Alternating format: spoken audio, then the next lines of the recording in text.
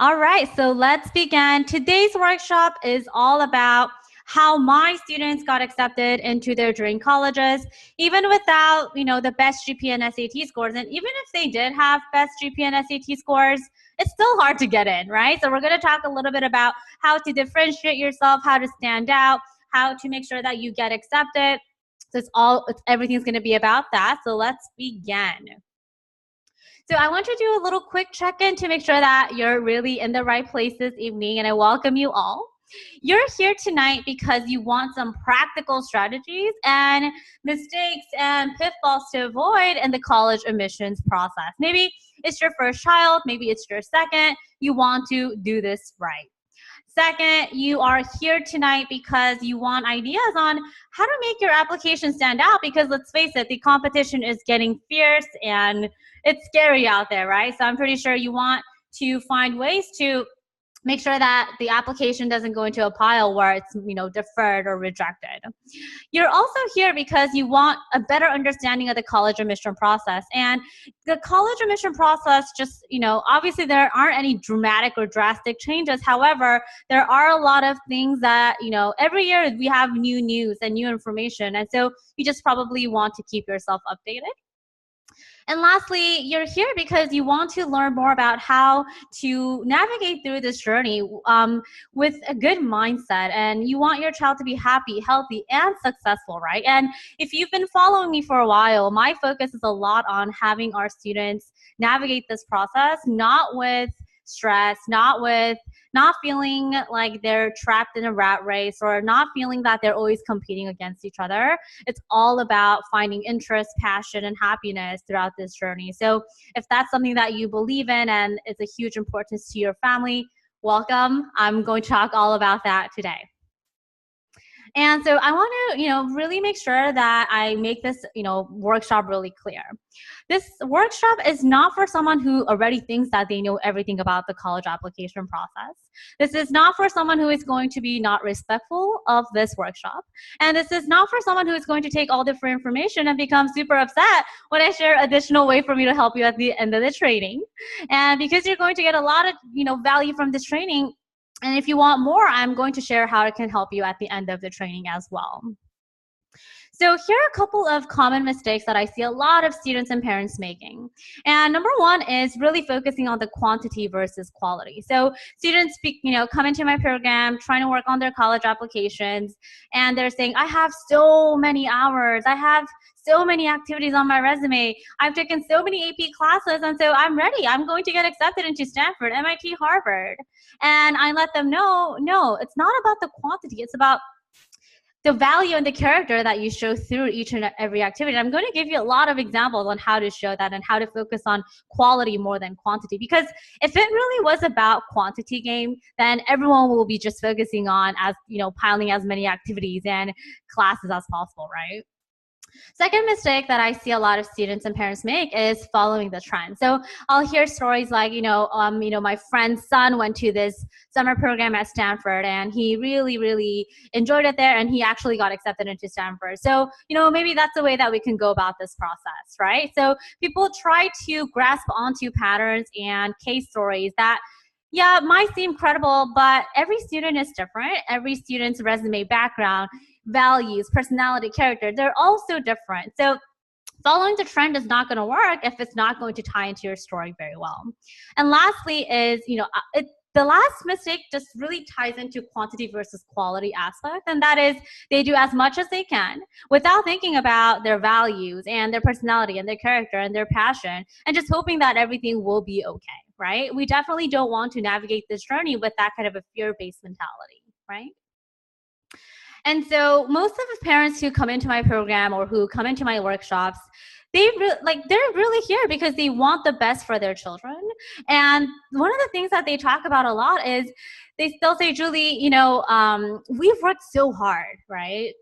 I've I've hired tutors. We went through summer camps. We did volunteering. We just did so much in the past decade that we don't want this to go to waste. So we want to make sure that we're doing this right and that we are working towards something that is right, basically, right? And so these are the main two reasons why parents opt into my workshops and come into my program. And I totally understand where you're coming from. So let's talk a little bit about the college admission and the college admission industry here. So this is the chart from class of 2021, and it shows how so many students apply, yet so little get accepted. And you might be saying, Julie, these are Ivy Leagues. Well, duh, they're hard to get accepted into. But I'm showing you this because this pattern is not only happening with Ivy Leagues, but just happening throughout. Top, tier 50 to 100 colleges, we're seeing, rates that are just going down and down. And it's just become just really hard to get into, even for schools where they thought, well, they're not Ivy Leagues and they should be easy to get into. No. More and more, we're seeing rejections and rejections, right? And so this is a Business Insider article that was published in 2017, and it really highlights that having perfect scores on SAT and getting the top 5% GPA is still not going to guarantee you admission to one of the top colleges, right?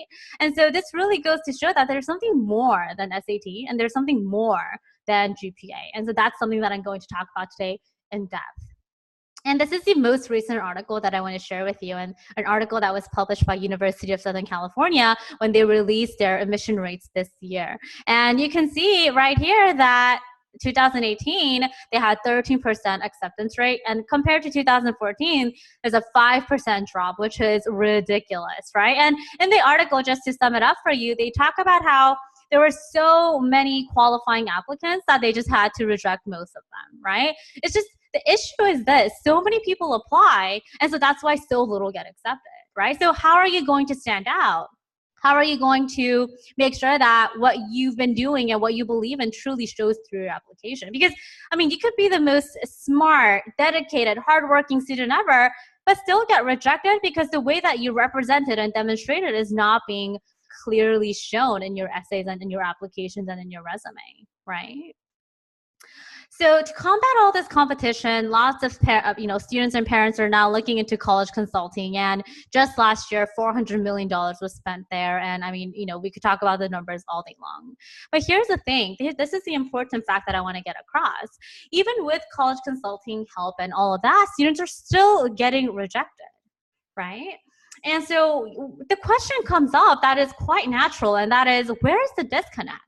So even if you are getting help from a college consultant, or even if you are not getting help, or whatever the case is, who the heck is getting accepted, right? Who is getting accepted, and what are they doing differently, right? That's what we really want to get into today. And I'm going to show you all about, how students get in and what they are actually doing differently. And so let me tell you a little bit about what's actually going on in one-on-one college consulting sessions, right? The general ones that we usually see. I'm using this glacier image because I want to show you that a lot of the things that college consultants will ask your child to do is very, very surface level.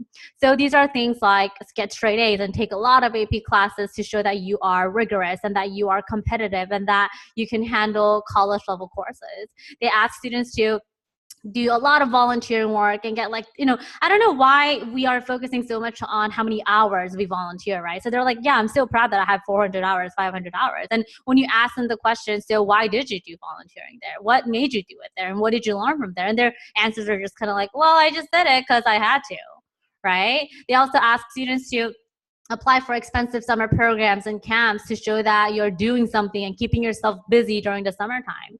Obviously, we talk about getting perfect SAT and ACT scores, and always emphasizing that you have to be the president, you have to be a leader, you have to show leadership, right? These are all surface level strategies, right? And you can actually just find them anywhere. You can go to a random college consulting blog and this is all they'll talk about. And obviously this workshop is not about giving you these surface level strategies, because why would I do this when you can just easily find them? And I know that these are not effective.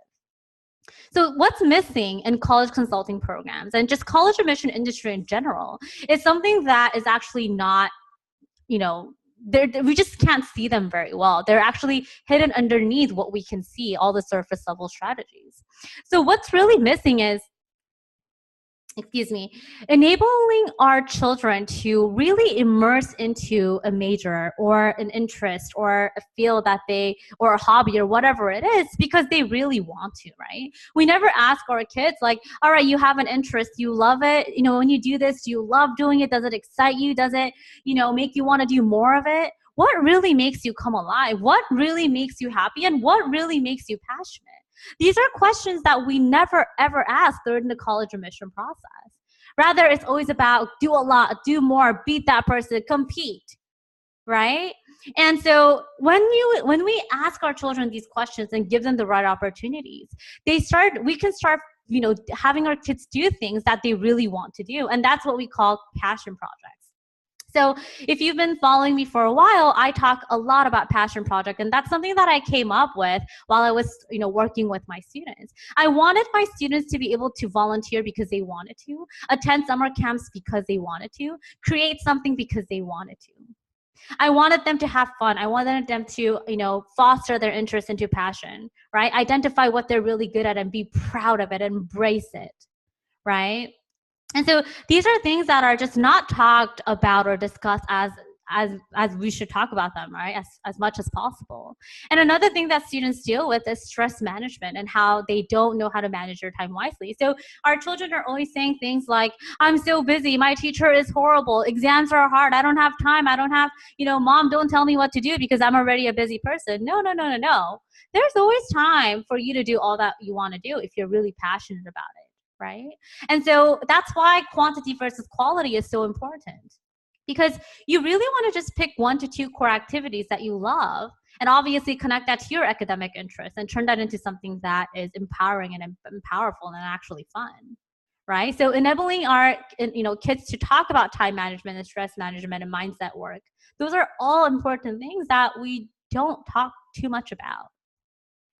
And so speaking of passion, and that's something that I'm going to talk a little bit more about and how to really get into the zone of passion, is by, you know, it's a book by Angela Duckworth, who is a psychology professor at UPenn. And she says this in her book, Grit. She says, I don't think most young people need encouragement to follow their passion.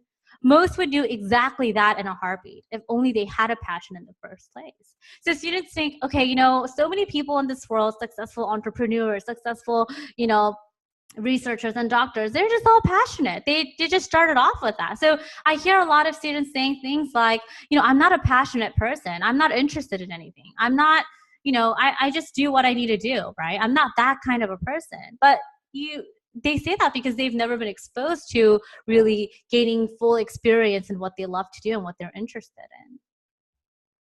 So my goal for this training is quite simple. It's to guide you through a proven system to get your child accepted into his or her dream college. And you might be thinking, okay, Julie, how do you know this?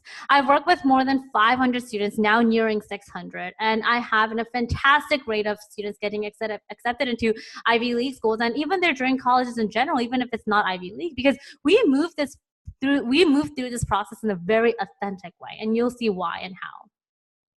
Just to give you a quick introduction about who I am, my name is Julie Kim, and I help students get accepted into their dream colleges while identifying their interest and passion, right? And so why did I get started on this journey is quite simple. In high school, I studied a lot. All I cared about was GPA, SAT scores, and competition and rat race, and just anything that I could do to get accepted into the coolest school, coolest major. That was my dream, and that was my goal.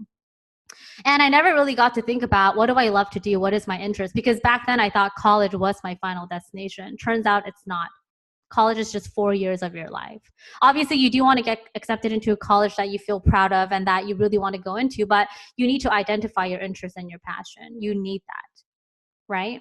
And so, you know, this is the first day that I went on campus after I got accepted with my younger brother. And, you know, after attending UCLA for a couple of months, I was very unhappy, unfulfilled, and I was lost because I was here because competition got me here. And I never really thought about why. And eventually I transferred to University of Southern California, Marshall School of Business, and it led me to Harvard Graduate School of Education. And here I felt passionate, I felt motivated, I felt happy, I felt purposeful because I knew what my interest was and I knew what was guiding me through each and every class. I was taking on every opportunity that I possibly can. And I knew that at this moment, you know, while I was taking classes here, I realized, wow, if you just go to a college just because you think that it is cool and you think it is popular without a lot of information or knowledge, even if you go to a good school, it's not going to matter. You will still feel miserable and you will still feel unfulfilled. And so many students these days, even after they graduate from college, they're still wondering, what do I love to do? So we want our kids and children to explore the interests as early as possible. So that's just my little backstory that I wanted to share with you as to why I do the work that I do. And let's go ahead and get started on action step number 1. The first action step is to help your child identify their values. And so these are some starter questions that I use with my students, and obviously they're not comprehensive. But here are some great questions to get all of us started thinking about, what do you love to do?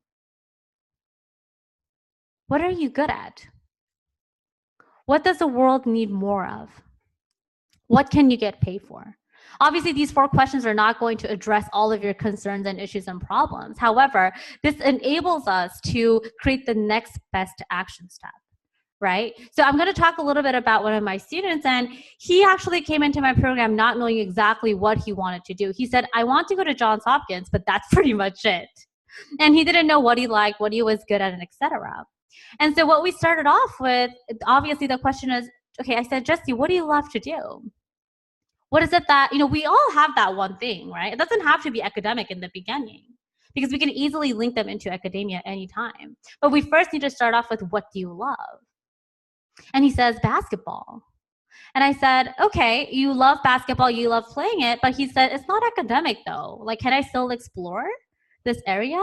And I said, of course you can. And so what he did was he created a passion project in which he gathered 4 to 5 students in East LA where they needed help with basketball coaching. And now he coaches them every week on Mondays, right? And while he was doing that, he got really interested in, basketball, ESPN statistics. And now he's taking statistical software classes called R and Stata and whatnot. And he got in touch with ESPN analysts and, it just goes to show why you need to start off with what you love, and then it goes into something so much more powerful and awesome, right? And so I'm sharing Jesse's example with you because you will never, ever be able to find your passion sitting in your room and hoping for the best. You need to give your children the right opportunities and experiences based on what they love, okay? And so, because otherwise, it just seems like another task that they have to do. They have to go to after-school program because my mom told me to. I have to go to the summer program because my mom and my dad encouraged me to. Start off with what you love, right? Because once you get started on that opportunity and that experience, you just never know how much potential you can really leverage and, take advantage of. So you need to give them the right opportunities. The second thing you really want to focus on is you want to step outside of your comfort zone little by little. If you're doing something that you love, but it's always comfortable, it's so easy, then what are you going to learn? You need to come across failures. You need to make mistakes along the way. You need to show vulnerability in your essays. So you want to step outside of your comfort zone little by little so that for you, you know that there are challenges in the world. And from that, you want to take the right action steps. Right? So many students write about that in their college essays, how they thought everything was easy. They thought everything was going to be fun, but no, they came across a lot of challenges. And what colleges want to see is, okay, with that challenge, what did you do? What is the next action step that you took? And which shows the values and characters of resiliency, right? The third action step you want to take is you want to create networks of professionals. And let me tell you why this is so, so important. Some students will say, Julie, I want to be a doctor because I'm a very caring person. And I said, okay, that's a great start. But they don't know anything about that profession. All they know is maybe they know it from a movie, or they know it from a cousin, or maybe their dad's a doctor, whatever it is. But you need to be able to know what is it that they do so that you have a better idea of what you need to do and what skills you need, and just need different perspectives. And so let me talk about Jesse's story one more time, because for him, he was interested in working for ESPN, but he didn't know how to go about it. He just said, well, those people, they're always on TV, so they probably started off this way. And I was like, no, that's not how it works. And so what Jesse did was he created a LinkedIn account. We started to reach out to data analysts, and the data analyst gave him so many information about, okay, this is what I did. Maybe these are some of the projects that you could work on. This is when you should start, interning. So Jesse was able to get so much more information behind the work that they all do, right, behind the scenes, and what took them, what led them there, and what majors they did, and who they contacted, and etc. And when you do that, you start building your network, right? And so you want to be able to do that so that you get more information, just instead of just thinking about, doctors just work with patients and data analysts were just born to be data analysts, right? The reason why I'm mentioning all of these things and these questions is because college is not your final destination. Why are we just only talking about getting accepted into college? What about after college?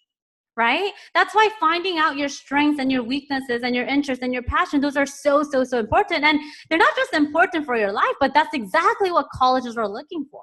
Colleges want students who's going to make a change, who's going to make an impact, who is aggressive, who is dedicated. And that's not just for colleges, but as a human being, that's what colleges want to see. Because look at this. If your child right now in high school, junior, senior, whatever, is not having fun, not motivated, not fulfilled, and not interested, not fascinated, not challenged, what is the point of it all? Why are we doing this? Are you just doing this to just get accepted into the best college ever and that's it? I've been through that phase before, and I'm telling you that it's not going to serve you in any long term. And let me show you this data set that UPenn uses. And this is from Common Data Set, and this is a chart that all the colleges use to determine, are we going to accept the student or not, right? And so this is a credible source. And so this is UPenn, and I just picked that one as an example. And they divide it up into academic and non-academic. Obviously, it is UPenn, Ivy League, and so they're going to say, everything else here is very important. So do you see those students where they have really, really good scores, but they still get rejected?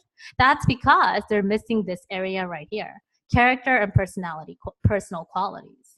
So many Ivy, students who are getting straight A's and perfect SAT scores, they do all of these very well. Their class rank is like top 5%. They have awesome GPA, awesome test scores, great essay, whatever, right? But one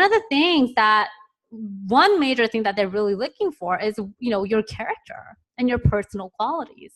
And by that, I mean values. What values led you to do, your extracurricular activities? What values, led you to take certain classes in your school?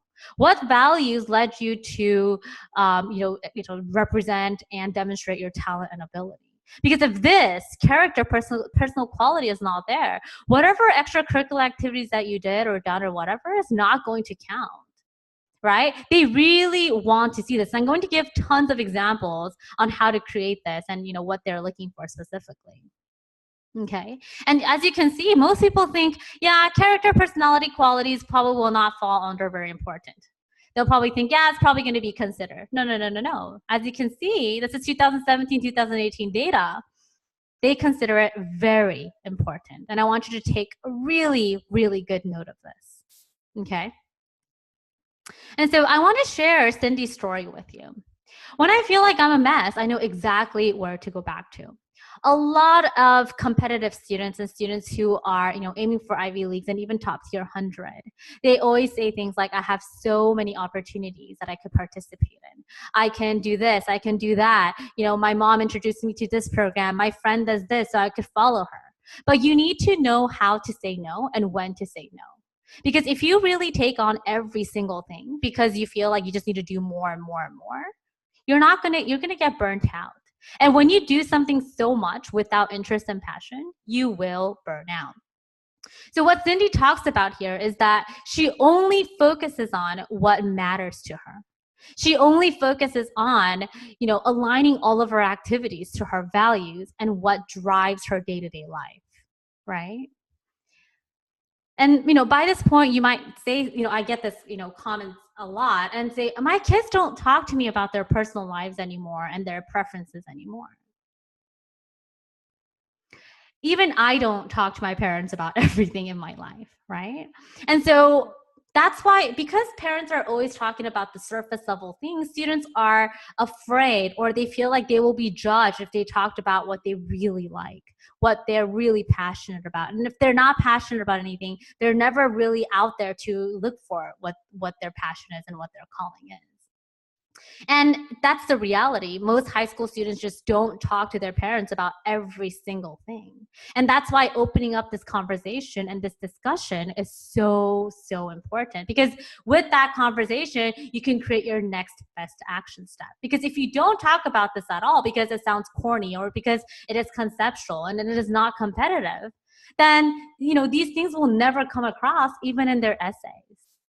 I've had a student where she submitted her first draft of her common application essay, and everything was just like listing her accomplishments. There was no value, no character, no passion, no interest, no color. So yeah, we do need to open up, our conversations and discussions around this topic more than anything. And the second question you might be wondering is, what if my child is not interested or just not passionate? Like I said, everyone loves at least one, activity or one, they have one interest that they really, really love. And the thing is, the reason why students don't like talking about that with parents is because parents will say, well, that's not academic. Well, that's just a hobby.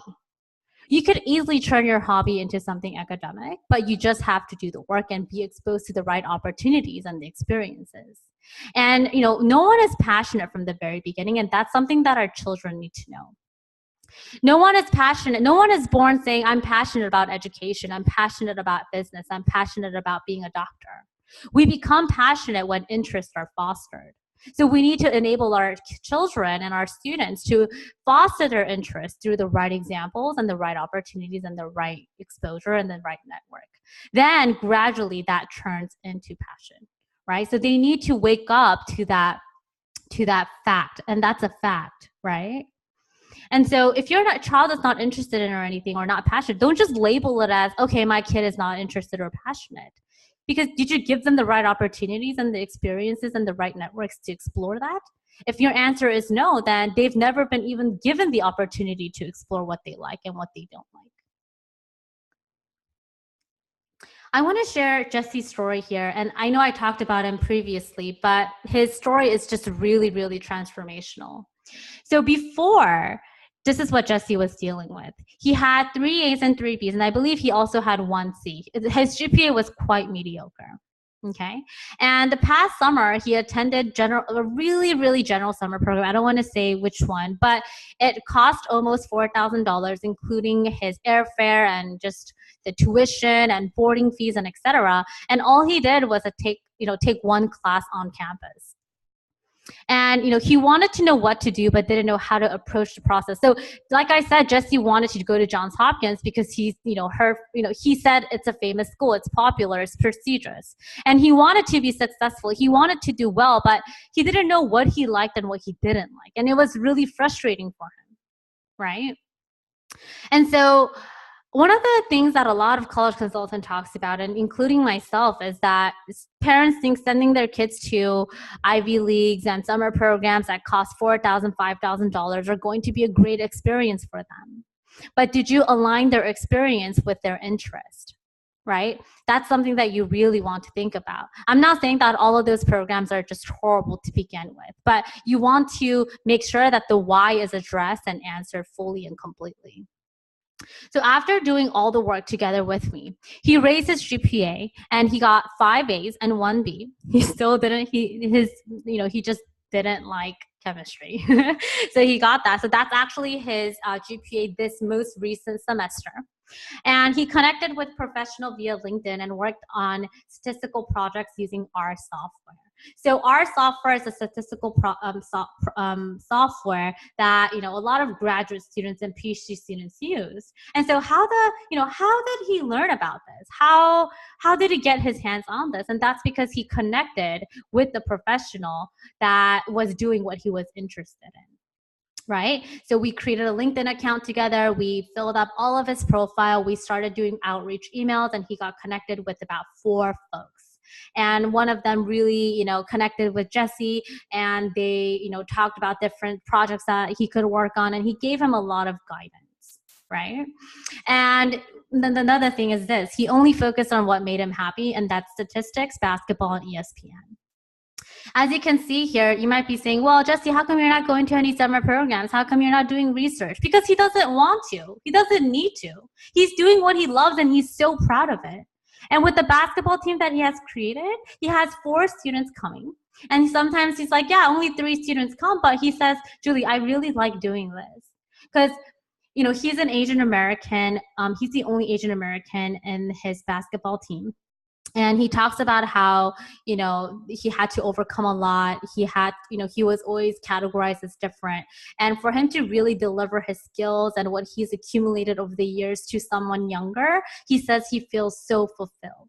And he's going to continue this project for the rest of his high school years. And, when I see him, he's different, not because of the external things that he is doing, but he knows what he loves. He knows why he's doing what. And he is not busy trying to do millions of activities and all of that stuff, right? And so just really wanted to share Jesse's story with you. All right, action step number 2 is now to make decisions that align with your values so that you get the best results for college admissions and do what you enjoy. This is a chart that, I use with my students to, especially when they want to do something that their friends are doing or other people are doing. We use this chart to really assess, does this activity align with your value and what you're truly passionate about, right? And so let me give you a couple of examples that my current students are working on, okay? So now these are all decision-making processes. And so I have my first student, Malavika. And she's a rising senior. And this is her value. I value debates and challenging discussions that are pertinent to our society and my own set of values. Action. She's actually working on this right now. She created an empowering and a progressive movement on gender race utilizing blog posts, nonprofit organizations, and Instagram. She has already hundreds of followers, and she's also reaching out to professionals and magazines to get featured, and she has already been featured in a couple of magazines already. She also did I didn't put it in here, but she also did a comparative education research study and in the curriculum, she talks about gender equality and things like that. And the comparative study was between the United States and India, right?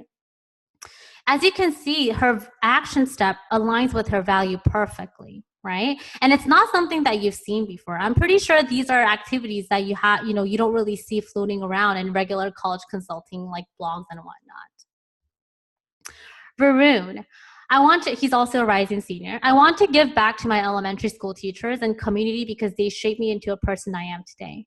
Varun talked about how when we first met, he talked about how when he was in elementary school, he really got a lot of support from his teachers. He used to be a really, really shy young boy, and he just didn't have the confidence and interest in, reaching his fullest potential and whatnot. And so now what he's doing is creating the outdoor classroom he already did, but check this out. This is amazing. We planned this out together where he created an outdoor classroom by implementing inquiry-based technology system research by Stanford Graduate School of Education, which is also a research program that I introduced him to, teaching students about astronomy, physics, mechanical system, and much more.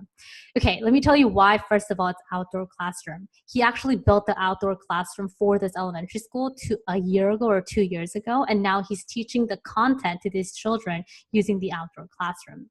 Now, you might be asking, why are you teaching them astronomy, physics, and mechanical system? That's because when Varun was in elementary school and in middle school, he was really frustrated by the lack of support and experiments and hands-on work in the field of science. And he wanted little kids and little students, younger generation, to really see how science is being played out in the real world. Because now Varun has a capacity and knowledge to do so.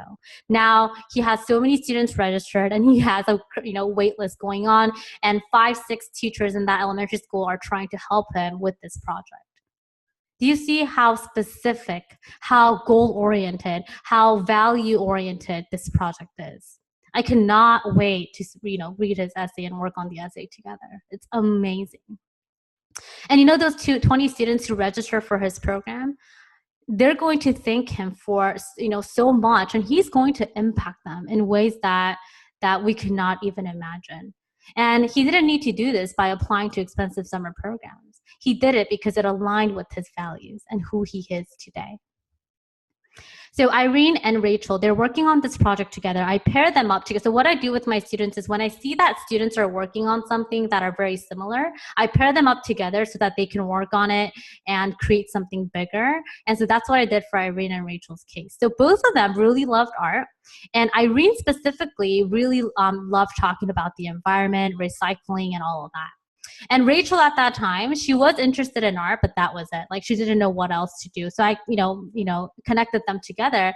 And what they're doing right now is they're actually going to implement this weekend. Is they're hosting an impromptu free art and DIY class, do-it-yourself class at Griffith Park, which is in Los Angeles, using recyclable materials, water bottles, newspaper, etc. And so they created this event. They posted on Facebook groups. They are going to host this and see what happens. And this is their first time doing it. But they're so excited and happy about this fun thing that they're doing because they both love art. They both love DIY. And they want kids to be able to realize that even with the water bottle, you can create a pencil box, right? So that's what they're going to make. And they found the rest, the directions for all of this, and they tested everything out. So they're really excited to try this out. And what Irene wants to do is she wants to eventually create a blog post of all the DIYs that students could do, especially young children could do using recyclable goods. And that really also shows that we need to be mindful of all the plastics and everything that we use. And so that's what they're passionate about and interested in. The last student I want to share with you is Lauren. Lauren, her value is, I believe in the power of education and serving others. Lauren is a really kind-hearted student, and then all of my students are, but specifically for her, what she's doing is she's using Harvard Elementary School curriculum, which is something that I was involved in when I was in grad school, so I thought it would be perfect for Lauren. And they're hosting weekly tutoring sessions at a local library, and they started this summer.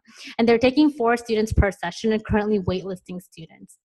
And so this is a picture that Lauren sent over to me, how they have 4 students there, and they're using the curriculum that is currently something that Harvard has been doing research on. And so, they talk about, they're not just teaching content and curriculum to them, but they're actually using discussion and debate and focusing on academic vocabulary words. And you would not believe it. They only did this for, I would say, 3 to 4 times, and they already have a wait list going on, right? It's amazing what an impact all of my students could actually make because of what they believe in is true for them, right?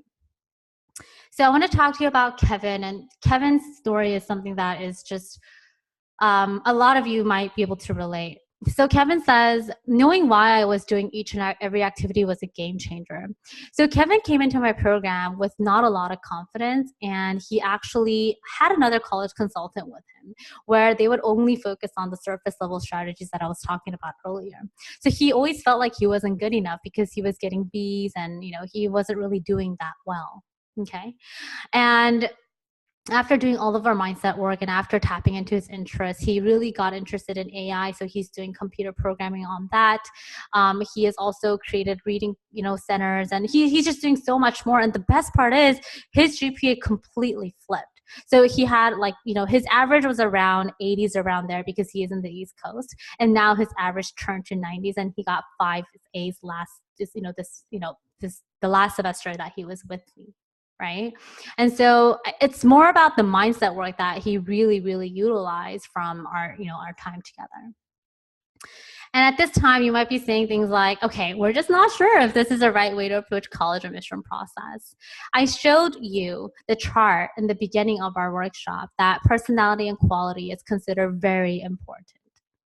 There's no point of doing activity after activity, trying to fill up your resume and being proud of it if they're not aligned with your personality, your character, your value in life.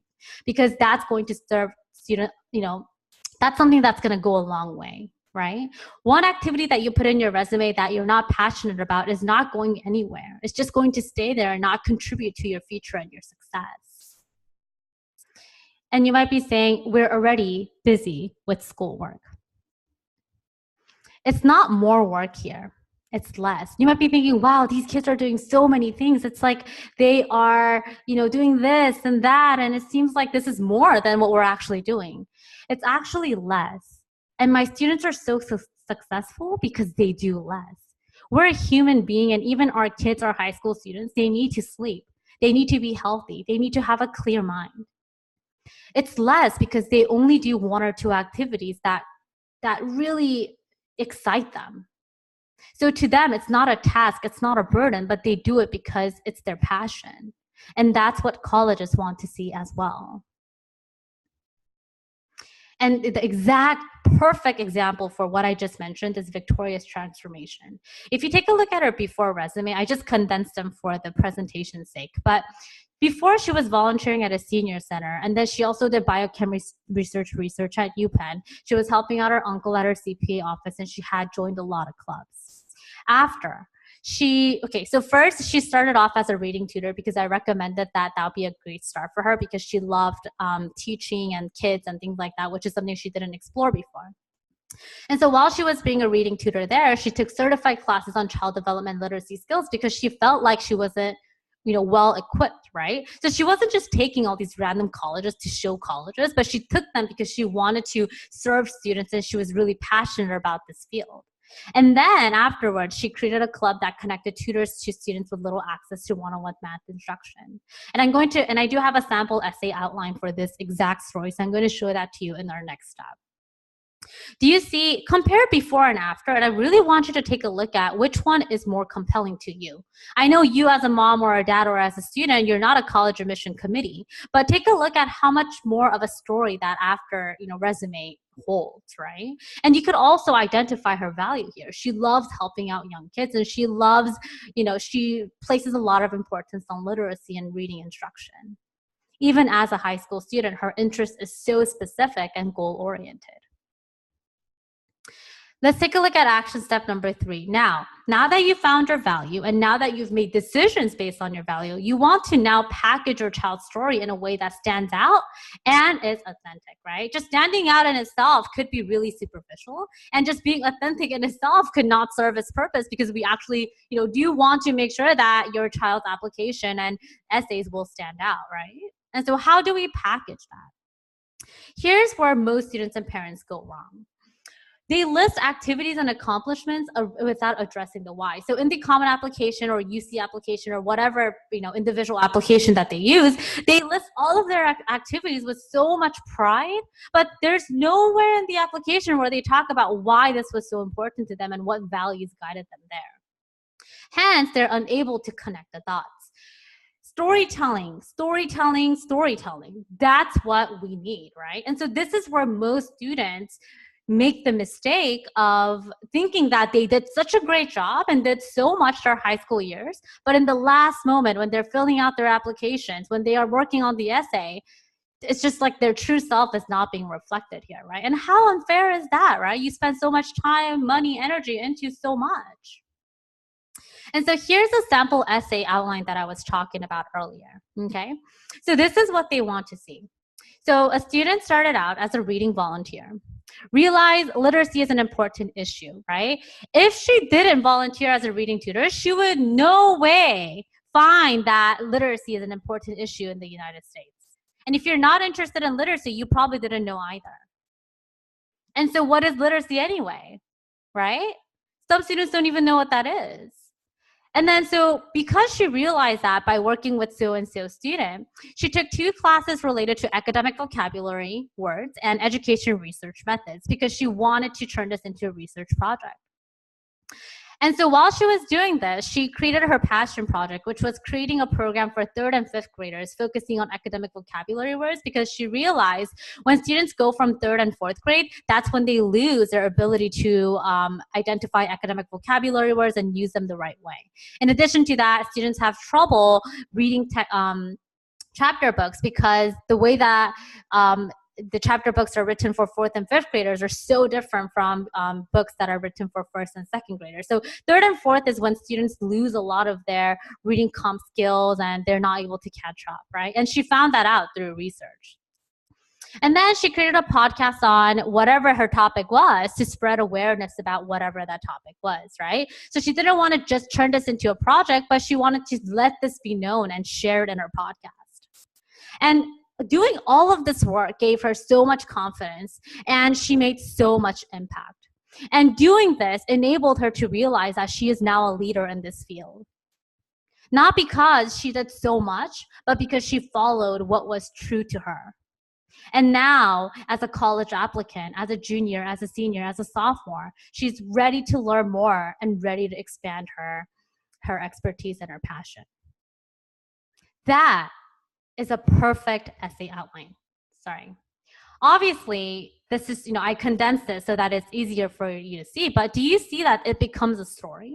That there are no random activities, there are no random things going on because you just want to impress the colleges. And from this, you can identify what her value and character is. It's making an impact.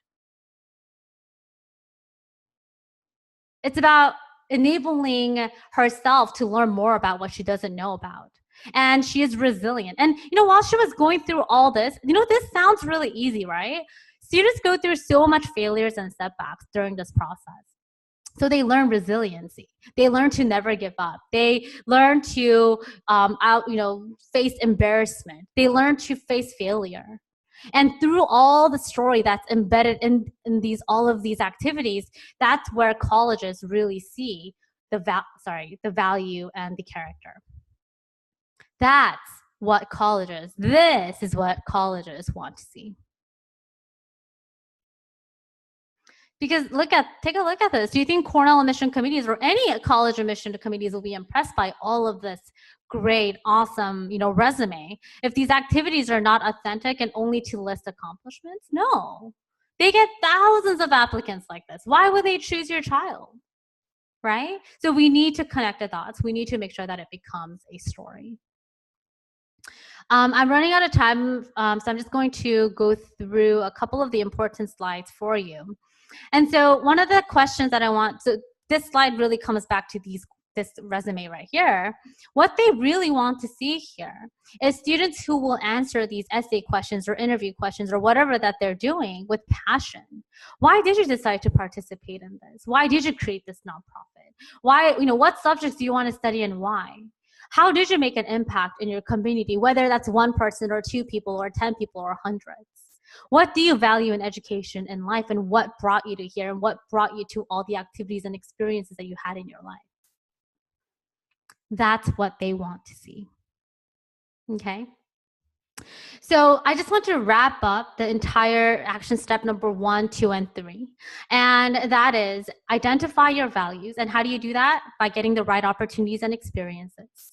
And then you want to make decisions that align with your values so that your child gets the best results and is showing the authenticity. And last is to package your child's story in a way that stands out and is authentic. And take a look.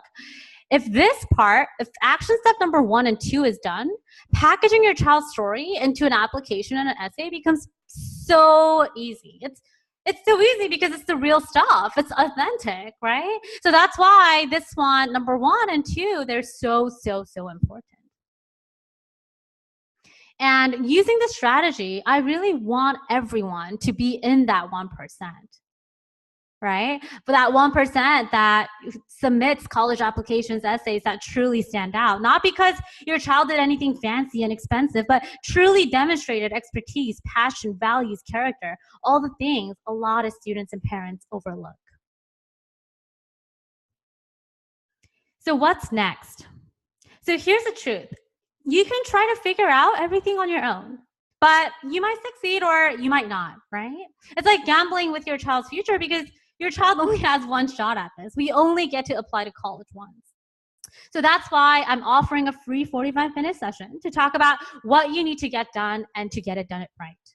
And we're going to go over any questions you might have during the 45-minute session. And then if we are a good fit to work together, we'll talk more about identifying interest and fostering interest into passion. And based on that, what action steps to take, and also identify what is currently missing in your resume and your portfolio, right? Or what needs to be done right now and what opportunities might be a good fit for your child right now.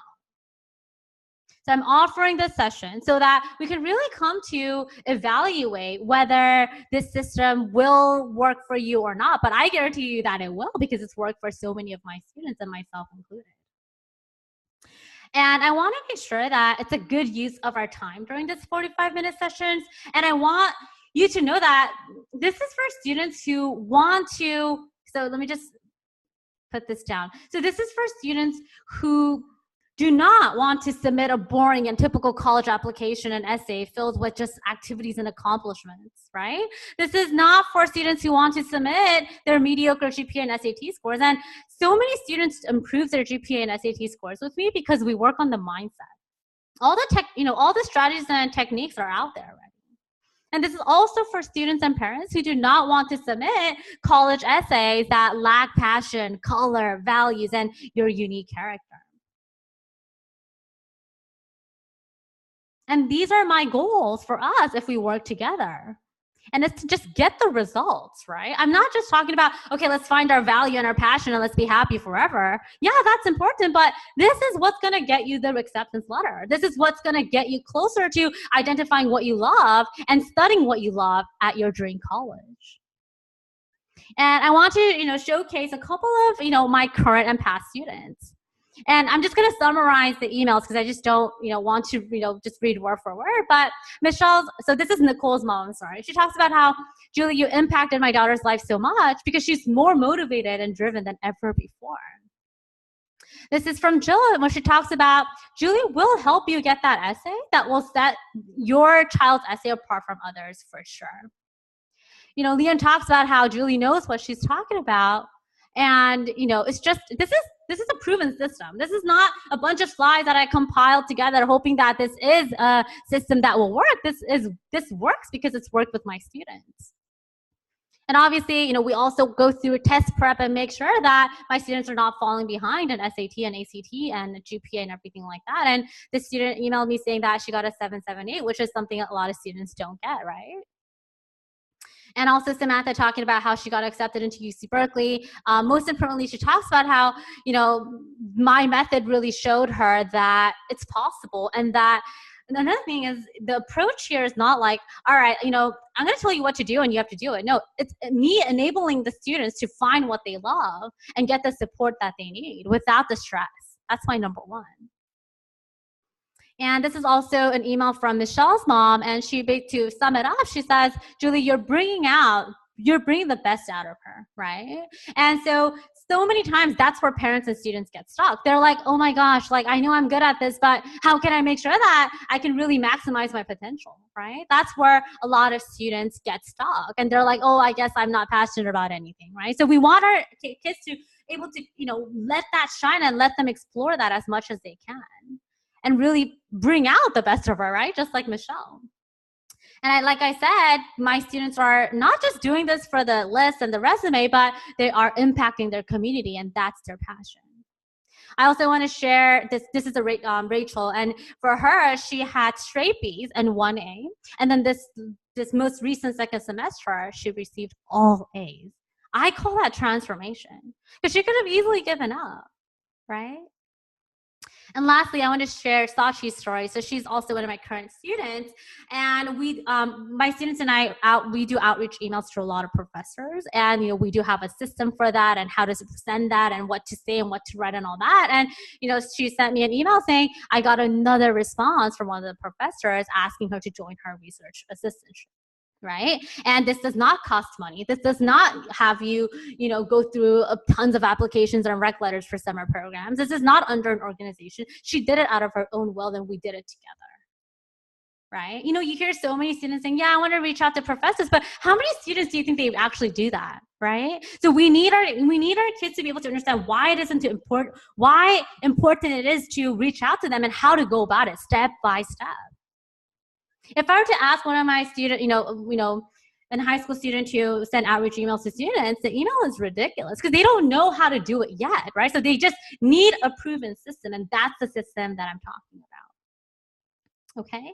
And so if you are interested in this 45-minute strategy session, you can go ahead and over to juliekimconsulting.com /strategy session. And there you will see the screen where you can select a day and select a time. The spaces are limited though.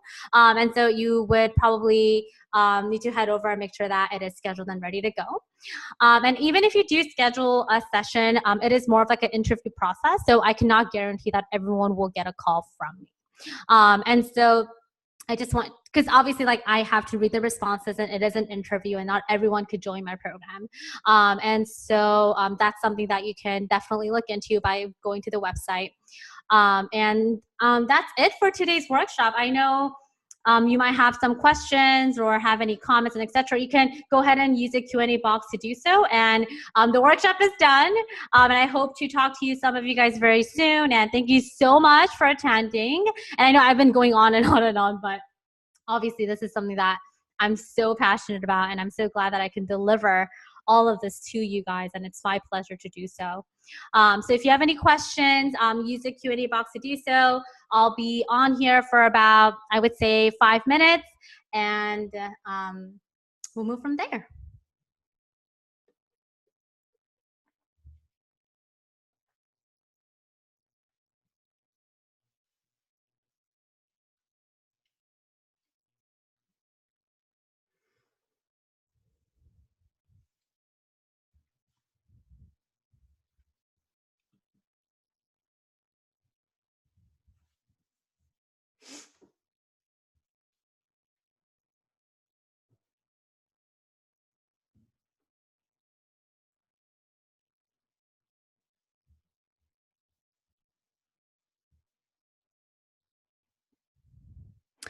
Okay, so may I have a copy of today's webinar with Shanta, my daughter? Absolutely. You will be getting the recording tonight.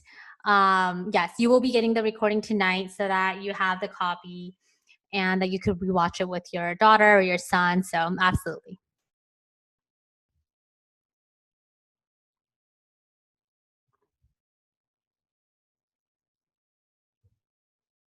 Steph, definitely want to do this free session. Absolutely. Yeah, go ahead and register. I would love to talk to you as well to see if you're a good fit or not. Yeah, it could be a really daunting process, but I hope that my workshop enable you to get the big picture, because that's the entire goal of this workshop, right? We're not just doing one activity or one activity or one class or one after another. You have the big picture down, and you're moving through this process with so much clarity, right, and confidence. And so what I showed you is basically what colleges want to see.